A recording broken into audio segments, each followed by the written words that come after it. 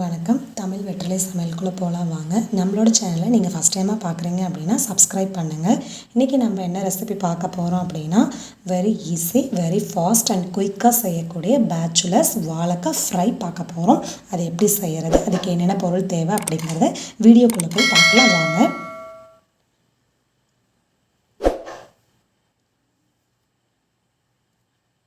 நான் வந்துட்டு இன்றைக்கி 2 வாழைக்காய் எடுத்திருக்கேன். ரொம்ப அதாவது மொத்தமாக இருக்க வாழைக்காவை எடுத்துக்கோங்க, பிஞ்சு வாழைக்காய் எடுத்துக்க வேண்டாம். 2 வாழைக்காயில் முன்னாடி பின்னாடி வேஸ்டேஜ் வெட்டி எடுத்துருங்க. வெட்டி எடுத்துட்டு சைடில் கார்னரில் இருக்க தோலை மட்டும் கொஞ்சம் அழுத்தமாக உரிச்சு எடுத்துருங்க. மீதி தோலை மெல்லிஸாக எடுங்க. மேல் தோலை மட்டும் எடுத்து விடுங்க. ரொம்ப அழுத்தமாக தோல் எடுக்க வேண்டாம், டேஸ்ட்டு கொஞ்சம் ஒரு மாதிரியாக இருக்கும். இப்படி நீங்கள் மெல்லிஸாக தோல் எடுத்தீங்க அப்படின்னா டேஸ்ட்டு ரொம்ப சூப்பராக இருக்கும்.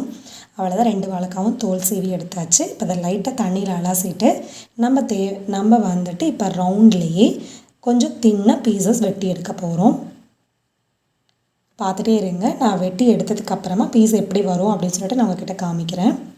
இது வந்துட்டு ரொம்ப குயிக்காக ஃபாஸ்ட்டாக இந்த வாழைக்காய் ஃப்ரை செஞ்சு முடிச்சிடலாம். நீங்கள் ஆஃபீஸில் ஒர்க் பார்த்துட்டு இல்லை வேறு ஏதாவது ஒர்க் பார்த்துட்டு நீங்கள் ஷிஃப்ட்லேயோ இல்லை வேறு ஏதாவது முடிச்சுட்டு வரீங்க அப்படின்னா ரொம்ப டயர்டாக இருக்கும் உங்களுக்கு. என்னடா பண்ணுறது, நம்ம வந்துட்டு நீ ஹோட்டல் போயிட்டு சாப்பாடு வாங்கிட்டு நம்ம ரூமுக்கு போகணுமா அப்படின்னு யோசிப்பீங்க. தேவையே வேணாம் ஃப்ரெண்ட்ஸ். நீங்கள் வந்துட்டு ஒரு ஒயிட் ரைஸ் வீட்டில் வச்சுக்கலாம். ஒரு தயிர் பாக்கெட், ஒரு வாழைக்காய் மட்டும் வாங்கிட்டு வந்தீங்க அப்படின்னா குயிக்காக வந்துட்டு சாதம் ரெடி ஆகிறதுக்குள்ள நம்ம வாழைக்காய் ஃப்ரை பண்ணிடலாம். வாழைக்காவோட சுட சுட சாப்பாடு தயிர் வச்சுட்டு அட்டகாசமாக சாப்பிட்டு முடிச்சிடலாம். நீங்கள் ஹோட்டல் சாப்பாடை சாப்பிட்டுட்டு உங்கள் உடம்புக்கு வயிற்றுக்கு ஏதாவது பிரச்சனை அப்படின்னா அது ரொம்ப உங்களுக்கு தான் ப்ராப்ளமாக இருக்கும். ஸோ அதனால் நீங்கள் வந்து ஹோட்டல் சாப்பாடை முடிஞ்ச அளவு தவிர்க்க பாருங்கள். நீங்கள் இந்த மாதிரி வீட்டில் வந்துட்டு ரூமில் இந்த மாதிரி ஏதாவது குக் பண்ணி சாப்பிட்டீங்க அப்படின்னா ரொம்ப நல்லாயிருக்கும், உங்கள் ஹெல்த்தும் நல்லாயிருக்கும். ஓகேங்களா? நீங்கள் வந்துட்டு இந்த வாழைக்காய் ஃப்ரை வெரி குயிக்காக வெரி ஃபாஸ்ட்டாக செஞ்சு முடிச்சிடலாம். இப்போ நான் சைஸ் காமிக்கிறேன் பாருங்கள். இதே போல் மீடியம் லெவல் எடுத்துக்கோங்க. ரொம்ப மெல்லிஸாக வேண்டாம், ரொம்ப தின்னாக வேண்டாம். இந்த லெவலில் எல்லா வாழைக்காவும் தேவையான அளவு கட் பண்ணி எடுத்துக்கோங்க. இப்போ வந்துட்டு ஒரு கடாய் வச்சுட்டு கொஞ்சம் எண்ணெய் அதிகமாக இந்த வாழைக்காவை இதில் ரோஸ்ட் பண்ணுறதுக்கு தகுந்த மாதிரி எண்ணெய் சேர்த்துக்கோங்க. இப்போ நம்ம இந்த வாழைக்காவை ஒன்று ஒன்றா இதில் சேர்த்துட்டு நல்லா ஃப்ரண்ட் அண்ட் பேக் நல்லா பொரிச்சு எடுத்துக்க போகிறோம். ரொம்ப கருகிற அளவு விட வேண்டாம், ஒரு மீடியம் ஃப்ளேமில் வச்சுக்கோங்க. லைட்டாக மெல்லமாக பரட்டி விடுங்க. கொஞ்சம் கலர் மாறி வரும், அந்த டைமில் நம்ம இதிலேருந்து எடுத்துக்கலாம் வாழைக்காவை. இப்படி நீங்கள் வந்து செஞ்சு சாப்பிட்டீங்க அப்படின்னா இது வந்து வாழைக்காய் செய்கிறது ரொம்ப ஈஸி. நீங்கள் உங்கள்கிட்ட இருக்க பொருள் வச்சுட்டு நம்ம குயிக்காக செஞ்சு முடிச்சுக்கலாம். நீங்கள் வந்துட்டு வெளியில் போயிட்டு ஃபுட்டெல்லாம் வாங்கி சாப்பிட்டுட்டு இருக்கிறதுக்கு ஒரு ஒயிட் ரைஸ் வச்சோமா, கொஞ்சம் தயிர் இல்லை ரசம் எதாவது செஞ்சோமா, இந்த வாழைக்காய் சைட் டிஷ் வச்சுட்டு சூப்பராக சாப்பிட்டு முடிச்சிடலாம். நீங்கள் ரெசிப்பியை நீங்கள் கண்டிப்பாக ட்ரை பண்ணி பாருங்கள். நம்மளோட சேனலுக்கு சப்ஸ்கிரைப் பண்ணுங்கள். உங்கள் கமெண்ட்ஸை லிங்க் பாக்ஸில் போடுங்க. அவ்வளோதான், இது ஃப்ரண்ட் அண்ட் பேக் வந்துட்டு நல்லா ரோஸ்ட் ஆயிடுச்சு. இதை இப்போ நான் வந்து எண்ணெயெல்லாம் வடிச்சிட்டு நம்ம வேறு ஒரு பிளேட்டில் மாற்றிக்கலாம்.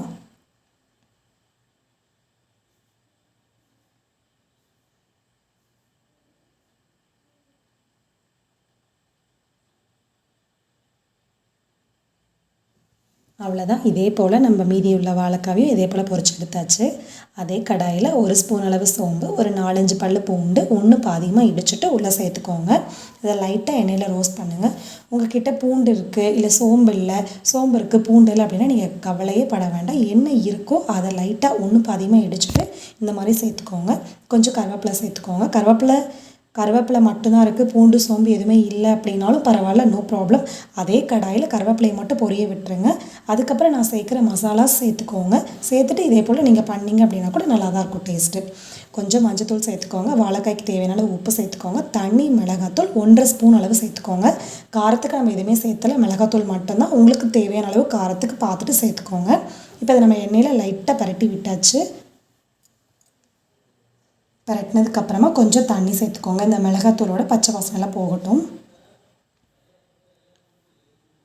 சோம்பு பூண்டு இல்லை அப்படின்னா இஞ்சி பூண்டு பேஸ்ட்டு பாக்கெட் ஏதாவது லூஸ் பாக்கெட் இருக்குது அப்படின்னா நீங்கள் அந்த இஞ்சி பூண்டு பேஸ்ட் கூட கொஞ்சமாக சேர்த்துக்கோங்க. சேர்த்துக்கிற மாதிரி இருந்தால் சேர்த்துக்கலாம், ஆப்ஷனல் தான். இப்போ வந்துட்டு மிளகாத்தூளோட பச்சை வாசனை போயிடுச்சு, எண்ணெய் லைட்டாக பிரிஞ்சு வருது. இந்த டைமில் நம்ம எண்ணெயில் பரட்டி எடுத்த வாழைக்காவை உள்ளே சேர்த்துக்க போகிறோம். உள்ளே சேர்த்துட்டு வாழைக்காய் உடஞ்சிராமல் ஃப்ரண்ட் அண்ட் பேக் மசாலா நல்லா கோட் ஆகிறப்படி பரட்டி விட்டுருங்க.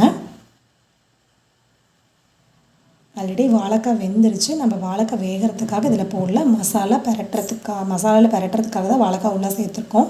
அதனால் உடஞ்சிடக்கூடாது, பார்த்து கவனமாக சேர்த்துக்கோங்க. அவ்வளோதான், நம்மளோட வாழைக்காய் ஃப்ரை வந்துட்டு சூப்பராக ரெடி ஆயிடுச்சு.